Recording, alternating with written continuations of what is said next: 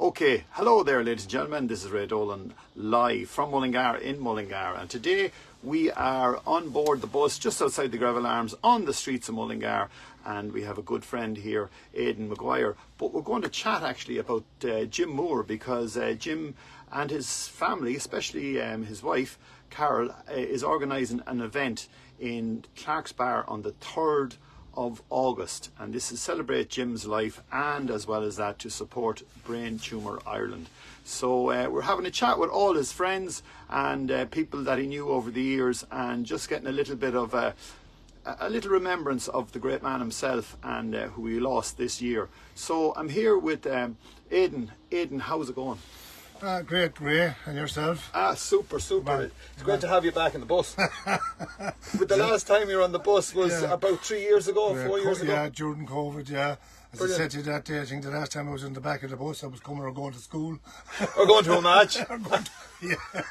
Would you be allowed to sit in the back of the bus now? I think that you'd be a more reserved lad. You'd be sort of halfway up, I'd say, at least. Maybe when I was a bit younger, I wasn't quite so reserved. I've mellowed over the years.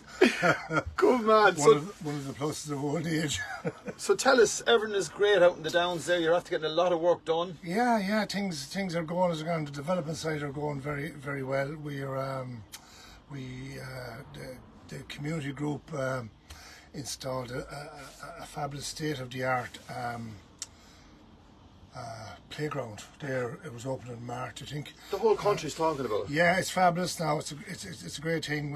We provided the site on the GA grounds in order to facilitate the development, which we were delighted to do. Brilliant. And you know, it's great. It's great to see all the youngsters there, day in, day out. And as well as that, you got a tarmac. I can't believe the tarmac job is. Well, yeah, we did. It's class. Well done, lads. Yeah, we did, and we'd have to say thanks to the Breeding Group, formerly known as Lagan Right. Cement. Yeah, they came on board. We had been talking to them for a couple of years, and they were quite happy to come on board as we offered the proposition to them of naming rights of the club for a 10-year period. Lovely.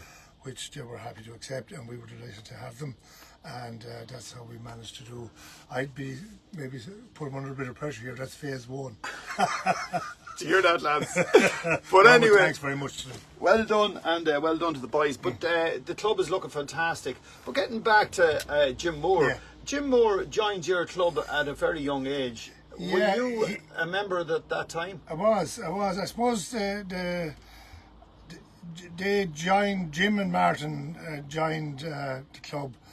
In those days, Ray, it's totally unlike today. Mm-hmm. The underage structure in the schools was nearly non-existent, although there was commercial in one school. Yeah. In their early days, as Martin said to me, Chuddenham was kind of a no man's land. It was between Terrace Pass, Rochester Bridge, or St Mary's as known at the time, and I think there was a team there called St Coleman's, and they operated up to under 14. Right. And then it stopped, I believe. So at that stage, I think it was through the late John Daly, who lived out in Clongowney there in the Downs. He met either Martin or Jim. I think it was Martin. He said, "Would you come at the loose end?" Right. And he said, "Would you join the Downs?" And they did, and they commenced playing, I suppose, at under 16. In today's terms, that would be considered late.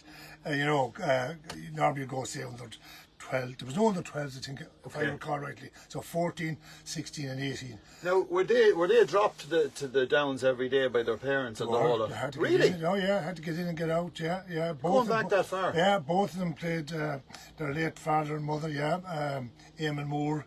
And you might often wonder where the talkative element of the Moors came from. Eamon was a great man, a great raconteur, very intelligent man, very much into farming life and the politics of farming. Right. And was was a regular contributor to Westmeath Examiner with letters. Right. And mind you, they were letters of great detail and of great fact. Yeah, he was a great man, Eamon. So that's Yeah. where all the training, as I said, to Yeah. literally talk to everyone in the place. He was a great man to talk and articulate stuff. You know, as I said, an intelligent man. Now, would they be good on the field? Like, were they worth getting to the Downs at that time? Well, sure. Look, both Martin and Jim played all their football with the Downs. Jim, I think he won 2 senior championships with the Downs. Himself and myself were the same age. We went to St Mary's together. We played football in St Mary's, and then we kind of also played with the club. We'd have played minor, under 16 minor, under 21, and senior together up along. And I know at the time the Downs were, I suppose, were coming off the back of a 3 in a row, 68, 9 and 70. Yeah. You know, and then we kind of were always in the shake-up in those years, semi-finals or finals. I know we were beaten. I was beaten in a number of county finals. I think we were 75 and 6. We were beaten in 2 finals in a row. Jim would have played on a couple of those. We won it again in 1980. Jim was on that team. So yeah, he won 2 senior championships with the Downs. And would he have been a striker and that No, type of thing? I don't know in well, football now. I wouldn't be that up in the football or the soccer. Some people have said he mightn't have been a strong striker in the forward lines, but he might have been a striker in the back line. But, so he kept it going anyway, no matter where he was around or who was around him. He defended the realm as well as of the back line and the goals. Now, his family originally came from Galway, isn't that right? They did. And did your family come from Galway? We did. We both came from Galway. Now we had a kind of a circuitous route to Westmeath. Jim and his father and all his and whatever siblings were there at that time came to Mullingar direct as part of the Land Commission move from a very famous part of Galway, Dunmore, right, the home of the Donlan brothers, who were kingpins, footballers. I mean, wise that the 2 Donlan brothers played for Galway and were part of that illustrious 3 in a row team, which coincided with their move to Mullingar in 1964. Right. So it was 64, 5 and 6. Galway won 3 in a row. So yeah, they had, and we came to Mullingar in 1968, or to the Downs. Right. But we had moved from Galway to Cork to Mullingar. Little bit circuitous, but we. But Yeah. as I said, yeah, because even Jim would have been born in Galway Yes. and then brought, and Martin was as well. Yes, correct. And yeah. maybe rest of the a lads. sister, I think it was born as well. Yeah. So yes, well, he was big in football, but he was big in soccer as well. He wasn't was. He played with Mullingar Town. He played a long time with Mullingar Town. But what I liked about Jim, you know, he played Gaelic, and sometimes fellas would play soccer and they'd probably, you know, maybe have a preference for one or the other. Yeah. Jim kept both going. He was loyal to both clubs, and I would say he never let them down really during his playing career. And got into business then as well. Would you have known him in business, or had you just gone your own ways then? Look, we left school. He worked with Bennett Construction. He qualified as a quantity surveyor. Yeah. And he worked with Bennett's there, who were based in Milltown Pass at that time. Bennett's are still to the good, and they're still a big building concern. And was he good at school? Well, he was good enough to qualify as a quantity surveyor anyway. Jim was a what would we say? Like, I mean, I suppose he was as studious as the rest of us, or maybe more studious than me anyway, perhaps. Yeah. But yeah, he went off, and I think I'm not sure. I think it was Bolton Street that were known at the time in Dublin. I think that's where he went. Got his qualification. I'd say about all of the Moors, they were all grafters. Workers worked hard. They had that work ethic about them, and they weren't shy of it. Jim then, as I said, was with Bennett for a good number of years, and then during the 80s, this depression, I suppose, came in Ireland. Right, you know, there was huge unemployment, and Jim set sail to the UK. And when he was in the UK for a number of years, he formed a company with a friend of his, just can't spring to mind. Scanmore, yeah. I think Scanlon was the man's name. Yeah. I met him actually once or twice at our house. Yeah, they had a company and did very well for a long number of years. But sure, Jim, every year, like he left, and obviously his footballing career was over in the Downs.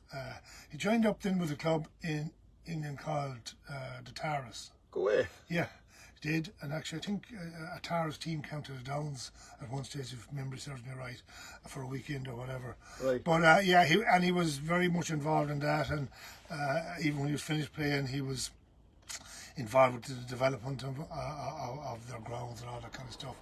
Never left the Gaelic behind him at all. And then would be home, of course. His annual pilgrimage, or he used to come more than once. But To Moortown.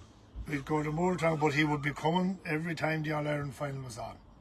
Right. I believe he never missed an All-Ireland from when he came to Mullingar, maybe even before Mullingar, of getting to an All-Ireland. His father used to bring him when he was a young lad. Those were the days in the 60s, maybe early 70s, where you could lift a young lad in over the style. Right. It became more sophisticated after that. And of course, I'd get, I always kept in contact with Jim. You know, it wouldn't be daily contact or anything like that. And he'd always give me a ring. And his own inimitable drawl, he'd say, "Hey, Eden." And once I heard that, I knew the next question was tickets. Can you? Can you, yeah. But look, I don't think we ever let him down for a ticket. And I suppose, to be fair as well, he never let us down. Yeah. We often ran fundraising events, number of fundraising events over the years. And if you ever popped a phone call to Jim and said, "Look, can you do anything for us?" Yeah. He did, and he was more than generous on occasions. And as well as that, he was a great man. If someone was going to England, they'd always hook up with him.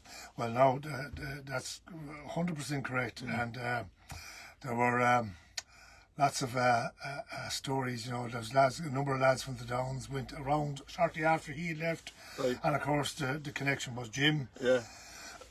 Excuse me, and Jim would have been working. I don't know who would have been working at the time. It was rarely enough days, but he'd be on site. And Jim would always say to the lads, I know he